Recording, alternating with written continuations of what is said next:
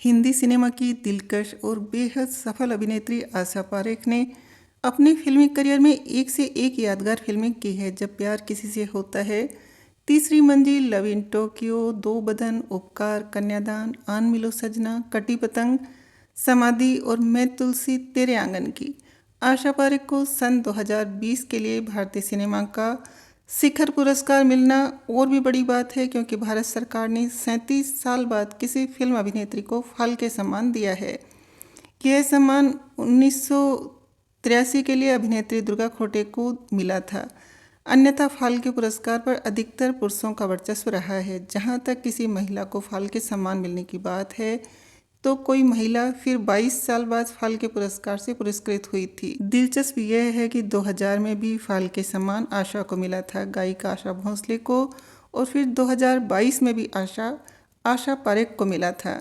जबकि फाल्के पुरस्कार की शुरुआत सन 1969 में अभिनेत्री देविका रानी के साथ हुई थी, जब 1970 में 17वें राष्ट्रीय फिल्म पुरस्कारों में देविका को इस पुरस्कार से सम्मानित किया गया था। लेकिन बाद में पुरुष ही इस पुरस्कार को ज़्यादा पाते रहे। मध्यम वर्गीय परिवार से संबंध रखने वाली आशा पारेख को नृत्य का शौक था। कम उम्र में ही वो मंच पर नृत्य का प्रदर्शन किया करती थी। निर्देशक बिमल रॉय ने उन्हें देखा और बतौर बाल कलाकार फिल्मों में काम करने का प्रस्ताव रखा। बतौर बाल कलाकार कुछ फिल्मों में काम करने के बाद आशा पारेख ने फिल्मों को विराम दिया और 16 साल की उम्र में निर्माता निर्देशक विजय भट्ट के आग्रह पर गूंज उठी शहनाई फिल्म का प्रस्ताव स्वीकार किया। आशा पारेख ने विजय भट्ट के साथ बतौर बाल कलाकार श्री चैतन्य महाप्रभु फिल्म में काम किया था। पर 3 दिन की शूटिंग के बाद विजय भट्ट ने आशा पारेख से कहा वो स्टार मटेरियल नहीं है, जिससे उन्हें बड़ी निराशा हुई। लेकिन एक ही हफ्ते में उन्हें शम्मी कपूर के साथ फिल्म दिल देख के देखो में बतौर अभिनेत्री काम करने का मौका मिला। आशा पारेख ने बताया था, दिल देख के देखो की आउटडोर शूटिंग में शम्मी जी की पत्नी गीता बाली जी भी आई हुई थी। वो मुझे कंधे पर बिठाकर घुमाती थी और शम्मी जी से कहा करती थी, हम आशा को गोद ले लेते हैं। तब से मैं उन्हें चाचा चाची पुकारने लगी। शम्मी जी बहुत ही हंसमुख स्वभाव के थे। उनके साथ काम करना हमेशा खास रहता था। आशा पारेख ने सभी बड़े अभिनेताओं के साथ काम किया, जिनमें शामिल है देवानंद, सुनील दत्त, राजेश खन्ना, शशि कपूर, जितेंद्र, मनोज कुमार। पर उन्हें अफसोस है कि वो दिलीप कुमार के साथ काम नहीं कर पाई। उन्हें ज़बरदस्त फिल्म में दिलीप साहब के साथ काम करने का मौका मिला, पर 4 दिन की शूटिंग के बाद फिल्म ही बंद हो गई। आशा पारेख को इसका आज भी मलाल है। अपने फ़ैन से जुड़े किस्सों का जिक्र करते हुए आशा पारेख ने एक चीनी फ़ैन का मजाकिया किस्सा बताया था। एक चीनी फ़ैन मेरे घर के सामने अपना डेरा जमा कर बैठ गया।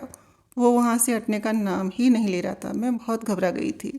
मैंने पुलिस को फ़ोन लगाया और उस फ़ैन को जेल में बंद करवाया। 70 के दशक में नई अभिनेत्रियों के आ जाने के बाद आशा पारेख सह कलाकार की भूमिका में नजर आने लगी, जिसका उन्हें कोई दुख नहीं था। पर जब फिल्म के स्टार फिल्मी सेट पर 8-9 घंटे देर से पहुंचने लगे, तो आशा पारेख ने तय किया कि वो अभिनय से संन्यास ले लेंगी। आशा पारेख 60 के दशक की फिल्मों के दौर को सुनहरा दौर मानती है और उन्हें दुख है कि आज के दौर के संगीत और नृत्य में पश्चिमी सभ्यता का बहुत प्रभाव है और भारतीयता कहीं न कहीं खोती जा रही है। उनका यह भी मानना है कि आज के दौर की कई फिल्मों में आत्मा नहीं होती है। मौजूदा अभिनेत्रियों के काम से आशा पारेख बहुत प्रभावित है। वो कहती है, आज की अभिनेत्रियां बहुत मेहनत करती है। मीडिया और सोशल मीडिया के दौर में वो कैसे अपने आप को संभालती होगी। अगर आज मैं अभिनेत्री होती तो शायद इतनी सफल न हो पाती जितना उस दौर में हुई। आशा पारेख को दुख है कि आज की अभिनेत्रियां साड़ी सलवार कमीज को भूल गई है और सिर्फ गाउन में नजर आती है। एक समय डॉक्टर बनने की चाह रखने वाली आशा पारेख मुंबई में एक अस्पताल से भी जुड़ी हुई हैं। आशा पारेख की फिल्मी दुनिया में यूँ बहुत से दोस्त रहे, लेकिन उनकी सबसे ज़्यादा दोस्ती वहीदा रहमान और हेलन के साथ है। ये तीनों अक्सर साथ साथ घूमती फिरती भी हैं, तो आए दिन कभी किसी के घर तो कभी किसी के घर मिलती भी रहती हैं। आशा पारेख ने बताया है, हम तीनों में बहुत अच्छी दोस्ती है। हम कभी भी रविवार को किसी के भी घर पर लंच पर मिलते हैं, मज़े से साथ खाते हैं, खूब गप्पे मारते हैं, मस्ती करते हैं। हालांकि इससे पहले आशा पारेख की इस दोस्त मंडली में शम्मी आंटी, साधना और शशि कला भी थी, लेकिन उनके निधन के बाद इनकी ये टोली छोटी हो गई।